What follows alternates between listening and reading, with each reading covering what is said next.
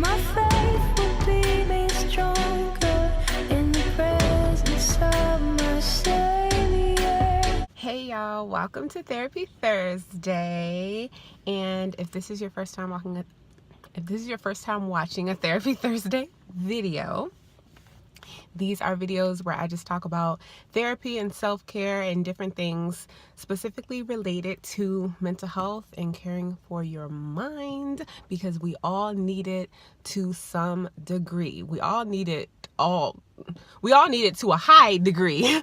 When I say some degree, I'm talking about sometimes there are medical aspects and sometimes there are just the everyday emotional aspects that we all encounter, and I'm mixing it up. Sometimes they're going to be sit down videos in my normal setup, and sometimes they're going to be on the go like this one.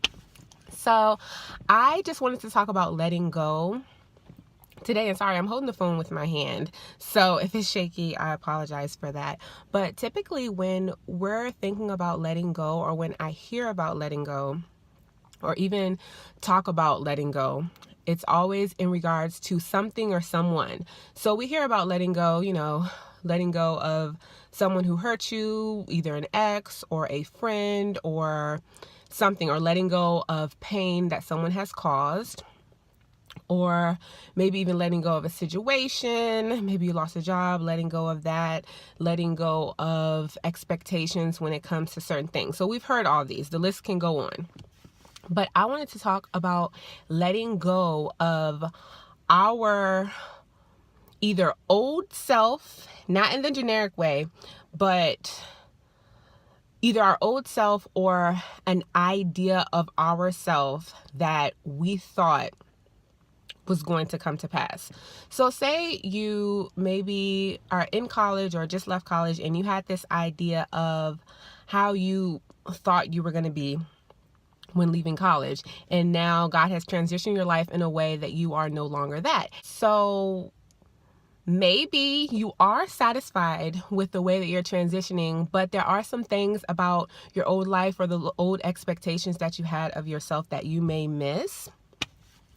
And it's okay to kind of mourn that. So say, I'm trying to think of examples without it sounding like rambling, but if you had to, uproot and relocate, and now you have to learn like who you are again in this new season, and you're kind of missing who you were in that old season. And not that the core of you is different, but aspects of you are different due to the new season in your life.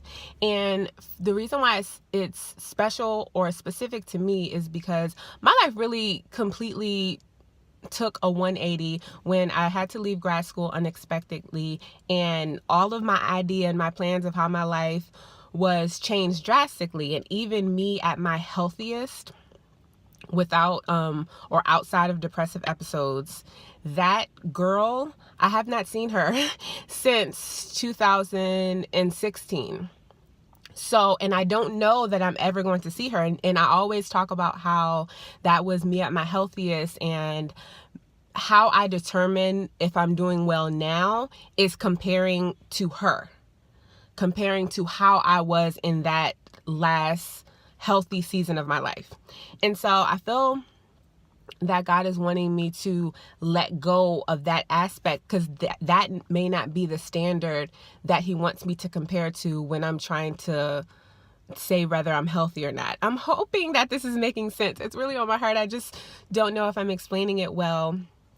But I was hindering myself by only viewing that aspect of myself as my healthiest. And I'm not doing well unless I'm doing exactly everything that I was doing in 2016 during my last during the last season of my life where I wasn't having a depressive episode. Like, I compare everything to that, and it's like, oh, this is how I used to do groceries. This is how I used to talk about this. These are the things that I was doing in my life, and that determines me being healthy. And that is not true. I am very different now as far as my outlook on life, my perspective on what living with depression means for me.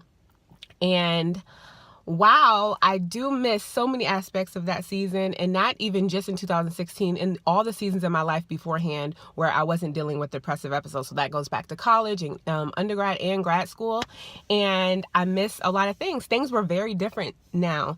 And I have to let go of that in a way that it doesn't hinder me now. Because if I keep comparing myself to where I was then, I'm never going to be able to move forward.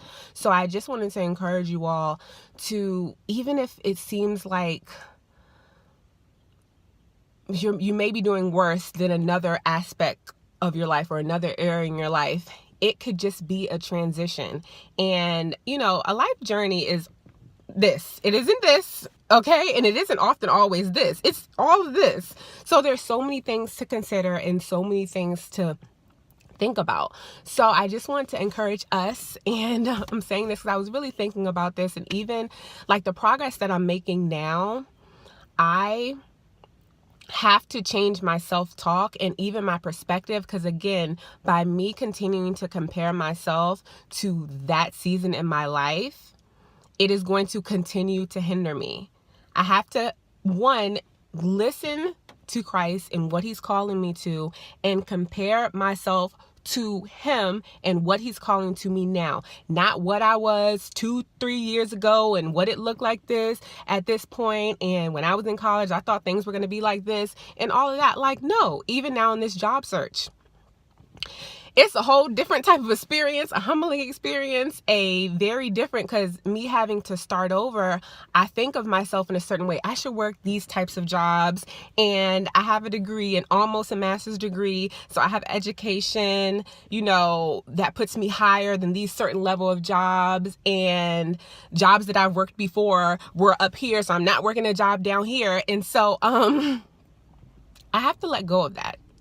And it is, again, a humbling experience. It's a learning experience, but it really is helpful. And so I just want to encourage you, like, just keep going, keep pushing, let go of things that are hindering you, even within yourself. It's not always external factors that we need to let go of. Let go of things inside of yourself that are hindering you, that are caused by yourself, not by anybody else, but by yourself. So I want to encourage us to do that. Keep pushing, keep moving. If you are going through a season where you need to be humbled, this is good. I'm with you. So we're going to make it. We're going to do it. But yes, so be encouraged. Keep pushing. You got this. Thank you so much for watching, and remember to love always. Bye. I am yours and you mine.